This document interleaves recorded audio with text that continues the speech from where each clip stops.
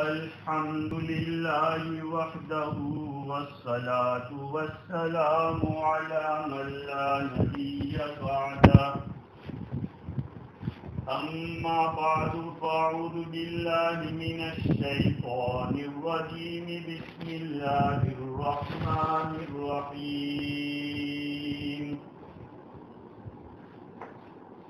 قل إن صلاتي ونسكي ومحياي ومماتي لله رب العالمين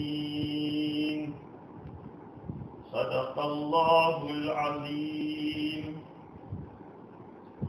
وقد روي عن جابر رضي الله تعالى عنه قال ذبح النبي صلى الله عليه وسلم يوم الذبح كبشين أقرنين أملحين موجوعين، فلما وجههما قال إني وجهت وجهي للذي فطر السماوات والأرض حنيفا وما أنا من المشركين إن صلاتي ونسكي ومحياي ومماتي لله رب العالمين لا شريك له وبذلك أمرت وأنا من المسلمين اللهم منك ولك عن محمد وأمته بسم الله والله أكبر.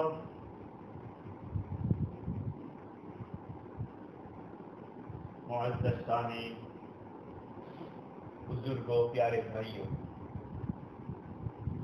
ہمارے لیے بڑی سعادت اور خوشی کی بات ہے کہ اللہ رب العزت نے یہ مبارک ایام ہمیں عطا فرمائے. واللہ العظیم،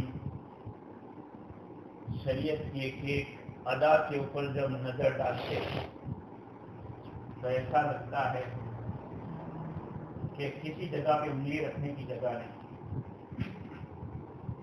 کچھ دنوں پہلے میرے ایک دوست نے مجھ سے پوچھا کہ قربانی کے اندر 3 دن کیوں ہے؟ وہ بھی مولانا عالم ہے. میں نے کئی کتابوں میں دیکھا، اس کا جواب مجھے نہیں ملا. لیکن اگر یہ بات صحیح ہے تو اللہ کی طرف سے میرے دل میں یہ بات آئی کہ تہوار کا ملنا اور خوشی کا ملنا یہ قربانی کے اوپر ہوتا ہے. جو آدمی اللہ کے لیے جتنی قربانی دے گا اللہ کے یہاں اس کی اتنی پذیرائی ہوگی. کیونکہ اس قربانی کے واقعے کے اندر 3 لوگوں کی قربانی ہوئی ہے، جذبات کی. 3 لوگوں کے جذبات کی قربانی ہوئی ہے اور ہر ایک کے لیے ایک دن مقرر کیا، ایک دن دے دیا. سیدنا ابراہیم علیہ السلام، سیدنا اسماعیل علیہ السلام اور حضرت حاجرہ علیہ السلام، یہ 3 کے جذبات کی قربانی ہوئی ہے. نبی اکرم صلی اللہ علیہ وسلم سے جب پوچھا گیا کہ ما هذه الاضاحی یا رسول اللہ، یہ قربانی ہے کیا؟ فرمایا سنت ابیکم ابراہیم، تمہارے باپ ابراہیم کی یہ سنت ہے. سنت کے معنی عادت ہوتی ہے. حضرت ابراہیم علیہ السلام کی کیا عادت تھی؟ آپ نے اپنا بیٹا تو ایک دفعہ پیش کیا، لیکن زندگی کے ہر موڑ پر اللہ کا جو بھی حکم آیا، سیدنا ابراہیم علیہ السلام چاہے اپنی باڈی کے بارے میں حکم ہو، چاہے اپنی اولاد اور بیوی کو چھوڑنے کے بارے میں حکم ہو، یا اپنے باپ کو وطن کو چھوڑنے کے بارے میں حکم ہو، ہمیشہ کمر بستہ رہے اور عملی جامہ پہنانے والے تھے. یہ ہے ان کی سنت. تو حضرت ابراہیم علیہ السلام چونکہ مین ہیرو ہے، باپ کو اپنے بیٹے کو ذبح کر دینا کوئی آسان بات نہیں ہے. تو اللہ کے نبی صلی اللہ علیہ وسلم نے فرمایا تمہارے باپ ابراہیم کی سنت ہے. اسماعیل علیہ السلام کیونکہ وہ تو بیٹے ہیں، حضرت حاجرہ علیہ السلام کیونکہ بیوی ہے مین حضرت ابراہیم علیہ السلام ہے، تو فرمایا کہ یہ ابراہیم کی سنت ہے. تو یہاں 3 کے جذبات کی قربانی ہوئی ہے، ایک حضرت ابراہیم علیہ السلام، اسماعیل علیہ السلام اور حضرت حاجرہ علیہ السلام. تو یہ 3 کی قربانی پہ واللہ عالم اللہ تعالیٰ نے 3 دن دے دیے ہم کو قربانی کے لیے، کہ 3 دن خوشی مناؤ. میرے بھائیو، اللہ رب العزت نے ساری دنیا انسان کے لیے بنائی ہے، ساری دنیا، لیکن انسان کو اپنے لیے بنایا. شاہ ولی اللہ مجدد دہلوی رحمۃ اللہ علیہ کے حوالے سے مسائل عیدین و قربانی میں یہ بات لکھی ہے کہ جانوروں کا جو معاملہ ہے وہ عام ویجیٹیبل کی طرح نہیں ہے. ویجیٹیبل جو ایک اللہ کی کریشن ہے، مخلوق ہے وہ بھی، لیکن اس کا معاملہ اور ان اینیملز کا معاملہ الگ ہے، کیونکہ ان جانوروں میں انسان کی طرح اللہ نے روح رکھی ہے. سائنس تو کہہ رہی ہے کہ اس میں بھی جیو ہے، لیکن اس شان کا جیو نہیں ہے جس شان کا جانوروں کے اندر ہوتا ہے. اب دیکھیے یہ جو جانور ہے وہ ہماری طرح دیکھتے بھی ہے، سنتے بھی ہے، چلتے بھی ہے، پھرتے بھی ہے. اللہ تعالیٰ نے ان کو آلات بھی دیے ہیں، حالات بھی دیے ہیں، سب کچھ دیا. ان میں احساس بھی ہے، ارادہ بھی ہے، اور ایک حد تک ادراک بھی ہے. ہاں ادراک بھی ہے. ڈنڈا لے کے کوئی جائے گا تو وہ ایسے سنبھل جائے گا کہ مجھے مارنا آ رہا ہے.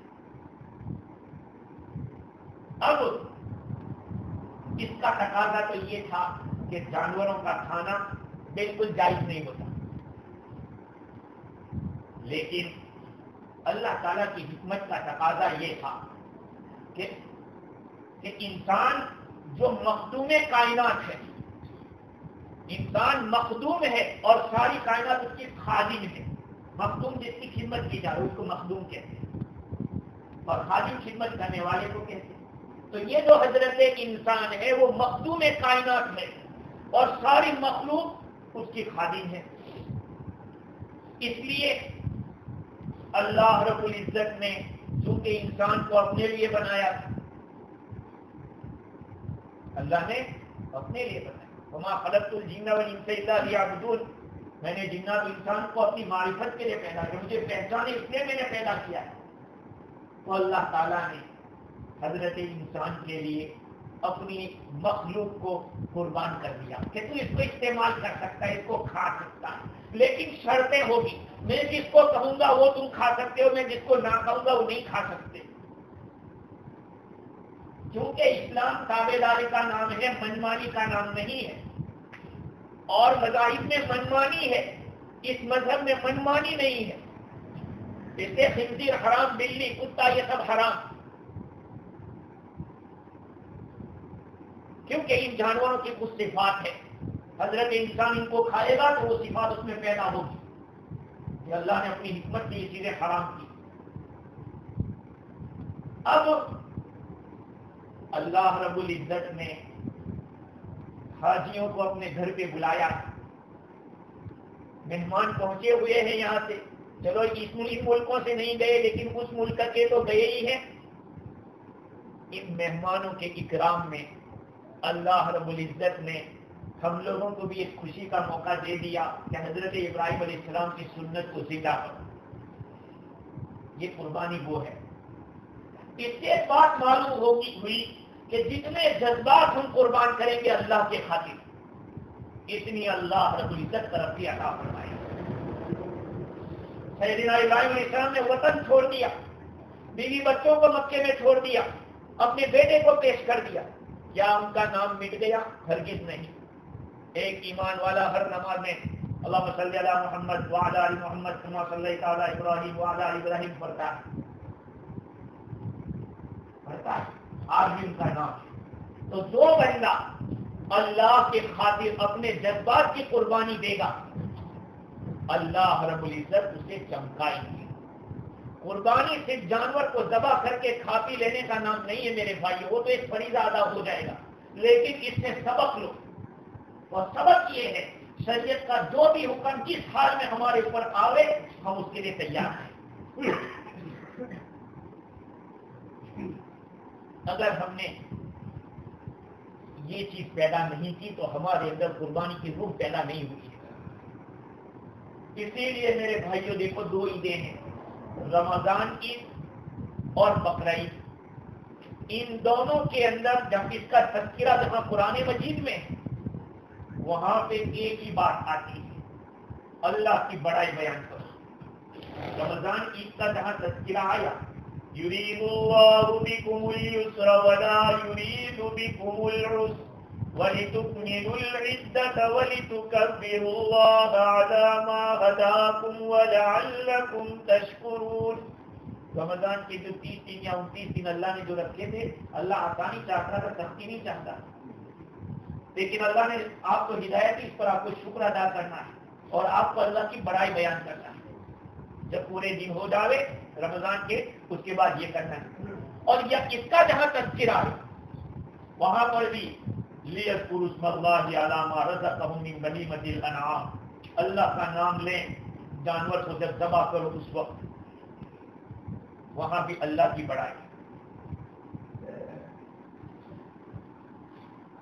اور قربانی کے وقت بھی فرمایا کہ اللہ کی تکبیر کو لَن يَنَالَ اللَّهَ لُحُومُهَا وَلَا دِمَاؤُهَا وَلَٰكِن يَنَالُهُ التَّقْوَىٰ مِنكُمْ كَذَٰلِكَ سَخَّرَهَا لَكُمْ لِتُكَبِّرُوا اللَّهَ عَلَىٰ مَا هَدَاكُمْ,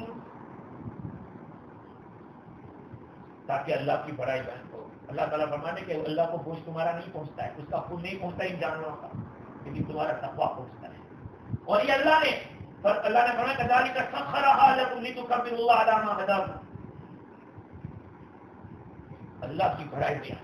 تو دیکھو رمضان عید میں بھی تکبیر تھی, اس میں بھی تکبیر ہے. رمضان کی عید میں کہا کہ گھر سے نکلو تو آہستہ آہستہ تکبیر کہتے ہوئے نکلنا, زور سے نہیں بولنا ہے تکبیر. اور بقرہ عید میں کہا گھر سے نکلو تو زور سے تکبیر کہتے آؤ, کیونکہ یہاں آپ کو تھوڑی ہمت دکھانے کی, جانور کو ذبح کرنا ہے, گرانا ہے اس کو. میرے بھائیوں جتنا ہو سکے اپنے ہاتھ سے ذبح کرو. اگر آج ہم لوگ جانور کو ذبح نہیں کر سکتے تو کل کیا قربانی دیں گے ہم؟ نہیں, مجھ سے تو نہیں ہوگا, میں تو ڈرتا ہوں. بات تو جانور پکڑنے سے ڈرتے. بوقت ختنہ کے میں رویا تو کہا نائی نے ہنس کر, بوقت ختنہ کے میں رویا تو کہا نائی نے ہنس کر, مسلمانی میں طاقت خون بہانے سے ہی آتی ہے. شاعر نے کہا کہ جب بچہ ختنہ ہوتی ہے تو روتا ہے, تو نائی نے کہا ہنس کر کہا کہ ارے مسلمانی میں طاقت تو خون بہانے سے آتی ہے. میرے بھائی ہمیں آپ کو کسی جگہ بھیجنا نہیں ہے, لیکن اتنے تو جذبات ہونے چاہیے کہ اللہ کے نام کے اوپر کھڑا ہونا ہے, کچھ بھی کام ہو تو ہم تیار ہیں. خیر, میرے اور آپ کے آقا صلی اللہ علیہ وسلم نے 10 سال تک قربانی کی مدینہ منورہ کیا, اور قربان جائے ایسے آقا. حجۃ الوداع کے موقع پر آپ کے ساتھ کتنی قربانیاں تھیں معلوم ہے کسی کو؟ کتنی تھی؟ 100 کی 100. اور آپ نے کتنی کی؟ 63. خود آپ کی جتنی عمر ہے, باقی حضرت علی کو دے دی کہ علی تم کرو. لیکن آپ دیکھیں کتنی طاقت ہوگی آپ میں, آپ نے اتنی ساری قربانیاں خود بنفس نفیس کی. تو یہ قربانی حضرت ابراہیم علیہ السلام کی سنت ہے. حضور اکرم صلی اللہ علیہ وسلم نے ہمیں حکم دیا, بلکہ وعید آئی کہ اگر کسی کے پاس گنجائش ہے اور قربانی نہیں کرتا وہ ہماری عیدگاہ میں نہ آئے. کتنی بھاری وعید ہے. من وجد ساعة ليضحي فلم يضحي فلا يحضرن مصلانا او كما قال فلا يقربن مصلانا. جس کے پاس طاقت ہے پھر بھی قربانی نہیں کیا, اس کو چاہیے کہ ہماری عیدگاہ میں نہ آئے. اچھا, اب حضور اکرم صلی اللہ علیہ وسلم نے قربانی کی ہے تو کیسے کی ہے؟ مستدرک کے حاکم کے اندر ایک روایت ہے. حضرت ابو الاسود السلمی اپنے والد سے, وہ اپنے ان کے دادا سے روایت کرتے ہیں کہ میں حضور اکرم صلی اللہ علیہ وسلم کے ساتھ تھا. ہم 7 آدمی تھے, میں 7واں تھا, آپ بھی تھے, آپ کے ساتھ اور بھی 5 آدمی تھے, یعنی کل 7 آدمی تھے. سفر کے اندر اتنے میں قربانی کا موقع آ گیا. آپ صلی اللہ علیہ وسلم نے سب کو حکم دیا کہ سب پیسہ نکالا. تو ہم میں سے ہر ایک نے ایک ایک درہم نکالا. کتنے ہوئے؟ 7 درہم ہو گئے. ہم نے 7 درہم کا ایک اضحیہ، ایک قربانی خریدی، بڑا جانور خریدا. تو ایک صحابی فرماتے ہیں کہ میں نے عرض کیا کہ یا رسول اللہ ہم نے تو بہت پیسے دے دیے. اس زمانے میں بہت سستا زمانہ تھا. اچھا 1400 سال پہلے کی بات کر رہا ہوں میں. تو عرض کیا کہ حضور بہت پیسہ دے دی. آقا صلی اللہ علیہ وسلم نے فرمایا یاد رکھیں ان افضل الضحایا اغلاها واسمنها، سب سے بہترین قربانی وہ ہے جو مہنگی ہو اور فرما موٹی تازی ہو. ہمارا شرکت کا کیا طریقہ ہوتا ہے؟ کہہ دیتے ہیں کہ ایک جانور رکھنا، بات ہو گئی. یہ طریقہ نہیں ہے. جو 7 آدمی، ایک آدمی 7 کی طرف سے کرتا ہے، اس کو جا کے جانور طے کرنا چاہیے کہ یہ جانور میں لیتا ہوں، وہ یہ پیسے دیتا ہوں. اور اب 10 دن باقی ہے قربانی کو. اب بات کرو 10 دن آپ کے یہاں رہے گا، آپ کتنا پیسہ لیں گے حفاظت کا چلانے کا؟ اس کو اتنا چلو اس کا بھی پکڑو. 3 کے دن جا رہے ہٹاتا رہے، دیکھتا رہے. پہلے سے طے کرو میرے بھائیو. ہمارے معاملات میں گڑبڑ یہیں پہ ہوتی ہے کہ ہمارا پہلے سے کوئی معاملہ طے نہیں، البتہ اٹکل والی بات ہوتی ہے. طے کرنا چاہیے، دیکھنا چاہیے اپنے جانور کو. یہاں تک کہ نبی اکرم صلی اللہ علیہ وسلم نے تو فرمایا کہ اس کے تمام اعضاء کو بھی دیکھ لو کہ کوئی عیب تو نہیں. یہ ساری چیزیں اس لیے ہے کہ شریعت ہم کو جھگڑے سے دور رکھنا چاہتی ہے کہ بعد میں چل کے جھگڑا نہ. اور ہمارے معاملات میں گڑبڑ یہی ہے کہ ہم پہلے سے کلیئر نہیں ہوتے. جب پھر خطا ہوتا ہے، گڑبڑ ہوتی ہے تو پھر بھاگتے ہیں اب کیا کریں. اس لیے صفائی معاملات ہونے چاہیے.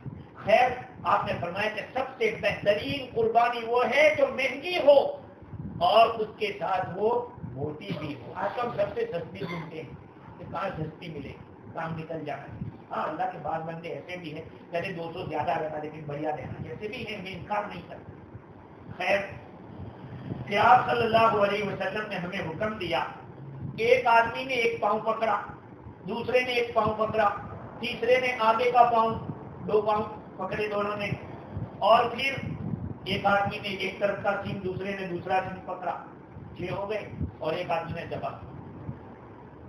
سب شریک ہوئے، اپنے قربانی کے اندر سب نے حصہ لیا.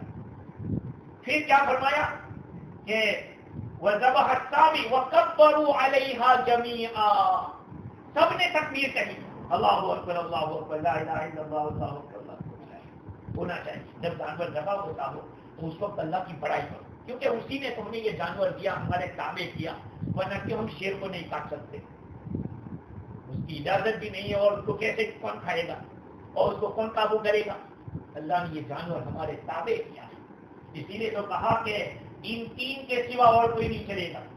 اونٹ ہے، گائے ہے اور خرسی اور بھیڑا، یہ سب ایک ہی جنس کہلاتی ہے. خرسی اور بھیڑا، اسی طرح سے گائے بھینس اور بھینس بھینسا یہ بھی ایک ہی جنس سمجھی جاتی ہے.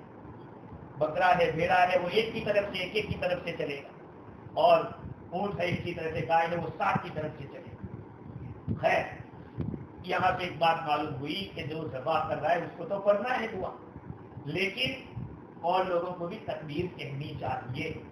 اور پھر دوسری بات یہ، اب ذبح کا طریقہ بھی مجھے بتانا ہے. بات یہ ہے کہ قربانی کی جو دعا ہے دونوں طرف ثابت ہے. بخاری شریف کے اندر 2-3 روایت ہیں. حضور اکرم صلی اللہ علیہ وسلم نے بسم اللہ اللہ اکبر ذبح کر دیا. چنانچہ حضرت جابر رضی اللہ تعالیٰ عنہ روایت کرتے ہیں نبی اکرم صلی اللہ علیہ وسلم نے قربانی کے دن 2 مینڈوں کو، 2 مینڈوں کو ذبح کیا. جو کہتے تھے سینگ والے، بغیر سینگ ہم سے کبھی چلے گا. لیکن دیکھو جانور کی خوبصورتی میں بھی دیکھا جاتا ہے. جانور جب سینگ والا ہوتا ہے تو تھوڑا خوبصورت بھی لگتا ہے. اس کے ساتھ ساتھ فرمایا املحین. املح کے معنی وائٹ اینڈ بلیک جب ملتا ہے تو اس سے ملاحت پیدا ہوتی ہے. بالکل بلیک بھی نہیں، بالکل وائٹ بھی نہیں، بلکہ ملیح کلر کا. ملیح جس کے اندر گیہوں جیسا کلر ہونا چاہیے. یہ 2 بھیڑے اس کلر کے تھے. موضوعین کا مطلب ہے کہ بندی کیے ہوئے. ایک رگ دبا دی جاتی ہے جس سے اس کا اسپم نکلتا نہیں, وہ جانور موٹا ہوتا جاتا ہے. تو حضور نے ایسے 2 میوے دبا کیے جو سینگ والے تھے, کلر میں املاح تھے, اور اس کے ساتھ ساتھ موضوعین تھے, یعنی جن کی بدی کی گئی تھی. پھر آپ صلی اللہ علیہ وسلم کے سامنے جب لایا گیا, ان دونوں کو قبلے کی طرف متوجہ کیا. پھر آپ نے یہ دعا پڑھی, انی وجہت وجہی للذی فطر السماوات والارض حنیفا وما انا من المشرکین ان صلاتی ونسکی ومحیای ومماتی للہ رب العالمین لا شریک لہ وبذلک امرت وانا من المسلمین. یہ پوری دعا پڑھی آپ. یہ ساری آیتیں یہ حافظ موجود ہے, پورے سورہ انعام میں موجود ہے. انعام کے معنی چوپائی. اسی سورت کی یہ سب آیتیں حضور نے پڑھی, اور جس کا میننگ کیا ہوتا ہے؟ جس کا میننگ یہ ہے خالص توحید, خالص اللہ کی بڑائی. مولانا اشرف علی تھانوی رحمۃ اللہ علیہ کو فرماتے ہیں کہ یہ کوئی ان صلاتی والی جو آیت ہے, ان صلاتی میری نماز, ونسکی میری قربانی یعنی میری ساری عبادتیں, ومحیای ومماتی میرا جینا میرا مرنا للہ رب العالمین, اللہ تعالیٰ کے لیے جو رب العالمین. وہاں مولانا تھانوی رحمۃ اللہ علیہ لکھتے ہیں, جس کو علامہ دریا بادی نے لکھا کہ یہ آیت کریمہ توحید کامل پر دلالت کرتی ہے. کیسے توحید کامل؟ امور تشریعیہ, شریعت کی جتنی باتیں ہیں وہ سب کی سب. امور تکوینیہ, جینا مرنا پیدا کرنا, یہ ساری چیزیں, یہ ساری کی ساری کے تشریعیہ ہو یا تکوینیہ ہو, اس کے اندر تسلیم و رضا چاہیے. سرے تسلیم خم, یعنی اللہ کا حکم ہے, ٹھیک ہے ہم نے مان لیا, اور راضی بھی رہنا چاہیے, ٹھیک ہے اللہ کا فیصلہ ہم خوش ہیں. کیسے راضی رہنا تھا؟ عمل کے ذریعے, طاعت کے ذریعے, اور رضا بالقضاء کے ذریعے. یہ مولانا تھانوی رحمۃ اللہ علیہ کے الفاظ ہیں. یہ اس آیت کریمہ میں ہمارا جینا بھی, ہمارا مرنا بھی, ہماری نماز بھی, ہماری قربانی بھی سب اللہ کے لیے جو رب العالمین ہے. اب ہم قربانی تو کرتے ہیں, دعا بھی پڑھی جاتی ہے, لیکن یاد رکھے, پہلے بھی کہا تھا, آج پھر کہتا, قربانی میں یہ دعا نہ فرض ہے نہ واجب ہے. اگر یاد ہے تو پڑھو, نہیں تو پھر خود کر سکتے ہو. بسم اللہ اللہ اکبر خود اتنا پڑھ کے, نام تو آپ کو یاد ہے, آپ نے جس جانور کو خریدا ہے یا جس جانور کو فکس کیا ہے کہ اس جانور میں فلاں فلاں آدمی 7 آدمی کا نام انتخاب ہے, تو اب آپ کو نام لینے کی ضرورت نہیں ہے, لیکن لے لو تو بہت اچھا ہے. اور پھر یہ دعا کرنا کہ یا اللہ, بسم اللہ اکبر کہہ کر دبا کر کے یہ دعا کرنا کہ یا اللہ, یہ جانور ان 7 آدمیوں کی طرف سے قبول کر دیتے تو نے ہمارے نبی صلی اللہ علیہ وسلم کی طرف سے اور سیدنا ابراہیم خلیل صلی اللہ علیہ السلام کی طرف سے تو نے قبول کیا تھا, کہ ایسے ہی کی طرف سے بھی قبول کرنے قربانی آپ کی ہو گئی. بہتر یہ ہے کہ آدمی اپنے ہاتھ سے ذبح کرے, اپنی اولاد کو ٹرین کرو. اگر اپنی اولاد کو ذبح کرنے کے ٹرین نہیں کرو تو آئندہ کیا ہوگا؟ ہر آدمی کا ایسا جذبہ ہونا چاہیے کہ میں خود ذبح کروں گا, آپ صرف یہ دعا کرا دے بس, یہ ہونا چاہیے. اگر ہم لوگ اس کام کو چھوڑ دیں گے خود سے ذبح کرنا, تو پھر آئندہ کر کے کیا ہوگا امت؟ پھر انتظار کرتے رہیں گے پورا مولانا صاحب یا قاری صاحب آئیں گے تو پھر کریں گے, بعد میں ہوگا. دین بہت آسان ہے. یہاں تک لکھا ہے علماء نے مسئلہ کہ اگر عورت ذبح کر سکتی ہے تو عورت بھی کر سکتی ہے بسم اللہ اللہ اکبر کے, جتنی ہمت والی عورت ہے کہ میں ذبح کر سکتی. اب ذبح کا طریقہ کیا ہے؟ چنانچہ حضور اکرم صلی اللہ علیہ وسلم کا جو طریقہ ہے, اس طریقے کے بارے میں علماء نے لکھا ہے کہ آپ صلی اللہ علیہ وسلم قبلے کی طرف جانور کا رخ کرتے, اپنا پاؤں مبارک جانور کے اس شانے کے اوپر رکھتے کندھے کے. حافظ ابن حجر اسقلانی رحمۃ اللہ علیہ نے فتح الباری کے اندر لکھا ہے کہ ذبح کرنے والا, پہلے تو جانور کے بارے میں سن لیں, جانور کو الٹی سمت سلایا جائے. جیسے ہم سوتے ہیں تو ایسے سوتے جو سنت طریقہ ہے, اس کے بجائے اس کو الٹا سلایا جائے. اب جیسے ہمارا قبلہ ادھر ہے تو سر ادھر رہے گا, پاؤں ادھر رہیں گے, اور ذبح کرنے والے کے سیدھے ہاتھ میں چھری ہے اور اس کا ہاتھ جانور کے سر کے اوپر, اور بسم اللہ اللہ اکبر کہہ کر یہاں جو گٹی بٹک جیسا ہے ہمارے جیسے گلے میں آتا ہے اس میں بھی ہوتا ہے، اس کے نیچے کے حصے میں دبا کریں. یہ کہیے کہ گلا اور یہ لبا جو ہے نیچے کا حصہ اس کے بیچ میں چھری چلانا ہے. اور اس کے اندر دبا کے کچھ آداب ہیں. ایک تو یہ ہے کہ پہلے اس کو چارہ کھلا دے، پانی پلا دے. اب یہ کھلا دے اس کو منہ میں پانی ڈال دے، ایسے نہیں پانی پیتا، ایسے پانی پیتا، ایسے پانی نہیں پیتا. وہ کسی کو ایسے گلا دباتا کہ پانی پی کیسے پیتا.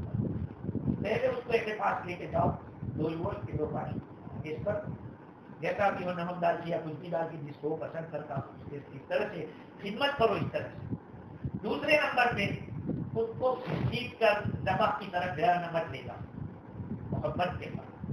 تیسرے نمبر پہ گراتے وقت دشمن پر سمجھو کہ ہم دشمن کو گراتے نہیں، یہ تو ہماری جگہ جا رہا ہے، وہ تو اللہ کے نام پہ قربان ہو رہا ہے.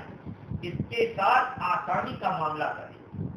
اور جیسے میں نے کہا کہ قبلے کی رخ الٹی سمت میں الٹی کروٹ کے اوپر اس کو سلائیں اور 4 پاؤں میں سے 3 پاؤں باندھے. میں مانتا ہوں یہاں بہت مشکل ہے 3 پاؤں باندھنا، لیکن میں ایک بات ضرور کہوں گا کہ آگے کے 2 پاؤں میں سے ایک اور پچھلے 2 یہ بالکل ٹائٹ باندھے اور ایک پاؤں جو اگلا ہے اس کو بھی باندھے، لیکن جب ذبح کرنے سے چھوڑ دے. تاکہ اس کا فائدہ کیا ہوگا؟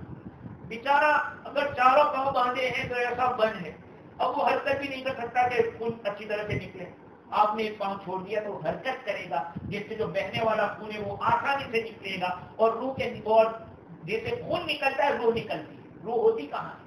وہ خون کے اوپر تیرتی ہے. پورے بدن میں خون ہے، بہنے والے خون کو نکالنا ہے. اب اگر آپ نے اس کو چاروں پاؤں سے باندھ رکھا ہے، ٹائٹ کر رکھا ہے، تو وہ حرکت ہی نہیں کرے گا تو خون کیسے نکلے؟ تو اس کو 4 پاؤں سے باندھو، کوئی بات نہیں. لیکن جیسے آپ نے دبا کر دیا، ایک پاؤں اگلا چھوڑ دو تاکہ وہ حرکت کرے تو اس کی روح آسانی سے جلدی سے نکل جائے. اب روح نکل، اور بعض لوگ کیا کرتے ہیں اچھی طرح سے اندر تک چھڑا کرا دیتے ہیں، کبھی حرام مرض جو ہے یہ نس اس کو بھی کاٹ ڈالتے ہیں. یہ بے رحمی ہے. اس کے ساتھ محبت کا معاملہ کرو. ہم کسی دشمن کو نہیں گرا رہے ہیں. اللہ کا احسان ہے کہ اس نے ہمارے لیے اس جانور کو تابع کیا. اللہ اگر ہم سے اپنی جانیں مانگتا کہ تم کو اپنا بیٹا دینا پڑے تو کیا ہوتا؟ یہ تو ہماری جگہ پہ جا رہا ہے. خیر، دوسری بات یہ ہے کہ دبا کرتے ہی فوراً سر کی یا چمڑا نکالنے نہ لگ جائے جب تک کہ پورا ٹھنڈا نہ ہو جائے، اچھی طرح سے ٹھنڈا ہو جائے. اس کے بعد آپ گٹائی بھی کاٹ سکتے ہیں، چمڑا بھی نکال سکتے ہیں. اب ہمارے یہ کہ سب آخر میں ہی گٹائی کاٹتے ہیں، سر اس کو الگ کرتے ہیں. یہ سب کوئی بات نہیں، آسانی. اس میں کوئی یہ نہیں ہے کہ نہیں سر کو پہلے کاٹنا نہیں ہے یا بعد میں کاٹنا ہے، اس طرح کا نہیں ہے. اس میں دونوں طرح سے ٹھنڈا ہو جائے تو آپ اس کے ساتھ جو چاہے کریں. دوسری بات یہ ہے کہ ذبح کے بعد گردن کے اوپر سے ذبح کرنا مکروہ ہے. بیچ میں کاٹے، بہت اوپر نہیں، تاکہ آسانی ہو. اس کو زیادہ تکلیف وہاں بالکل اس کے قریب سے ذبح کریں گے تو تکلیف ہوگی. اور رگیں جتنی ہیں ان رگوں کے اندر ایک تو نرخرا ہے جس سے وہ سانس لیتا ہے، اور ایک وہ رگ ہوتی ہے جس سے وہ دانا لیتا ہے. 2 ہوئی. اور دوسری 2 شہرت ہوتی ہے جس سے بلڈ آتا جاتا ہے. ان چاروں کو کاٹ ڈالو، بہت اچھا. ذبح کر دیا، 4 رگیں کٹ گئی، یہ حلال ہو گئے، قربانی ہو گئی. تو بات یاد رکھیں، خون نکلا، آپ کی قربانی بھی ہو گئی، آپ کا عقیقہ بھی ہو گیا. جو بھی آپ کر رہے صدقہ یا کچھ وہ سب ہو جاتا ہے. خون نکلتے ہی اللہ کے یہاں قبول ہو جاتا ہے. خیر، پھر اگر 3 رگیں کٹی ہے تب بھی حلال ہے، لیکن 2 رگیں کٹی ہے، 2 نہیں کٹی اور مر گیا جانور تو پھر وہ حرام ہو جائے گا. اس لیے ماہر آدمی کو قریب کھڑا رہنا چاہیے. آپ نے دیکھا کہ جو آدمی چھری لے کے چلا رہا ہے اس کو کچھ کمزوری لگ رہی ہے تو آپ فوراً بسم اللہ اللہ پر بول کے آگے کا کام کر لیں. جو چھری چلانے والا سب کو بسم اللہ بولنا ضروری نہیں، لیکن ذبح کرنے کے بعد تکبیر سب کو کہنا چاہیے تاکہ اللہ کا کلمہ بلند ہو. اور جیسے کہ میں نے عرض کیا حضور کی وہ روایت. دوسری بات یہ کہ جو گوشت کا مسئلہ ہے وہ گوشت اگر آپ پورا کھا سکتے ہو تو شریعت نے کمپلسری نہیں رکھا ہے کہ تقسیم بھی کرنا پڑے گا. نہیں، آپ کو اجازت ہے پورا تقسیم کر دو، یہ بھی آپ کو اختیار ہے. اگر پورا کھا لینا چاہتے تو پورا کھا لو، اس کی بھی اجازت. دیکھو شریعت شروع کے اندر جب اسلام میں قربانی آئی تو 3 دن سے زیادہ نہیں کھا سکتے. 3 دن میں تقسیم کر لینے کا. کیونکہ اس وقت قربانیاں کم تھیں. اب سبھی اپنے پاس رکھیں گے تو دوسرے لوگ محتاج ہوں گے, ان کو کیا ملے گا. لیکن اب تو اس کے بعد حضور صلی اللہ علیہ وسلم نے فرمایا کہ اب تم جمع کر سکتے ہو, آسانیاں ہو گئی. اور اللہ تعالیٰ نے بہت ہی آسان رکھا ہے ہم لوگوں کے لیے. اس لیے میرے عزیزوں, ہم لوگوں کو قربانی حضور کے طریقے کے مطابق کرنا ہے. اللہ تعالیٰ قبول فرمائے. اللہ تعالیٰ سنت کے مطابق, شریعت کے مطابق کرنے کی توفیق عطا فرمائے. وآخر دعوانا الحمدللہ رب العالمین. 2 منٹ میں آپ کو طریقہ نماز کا بتا دیتا ہوں.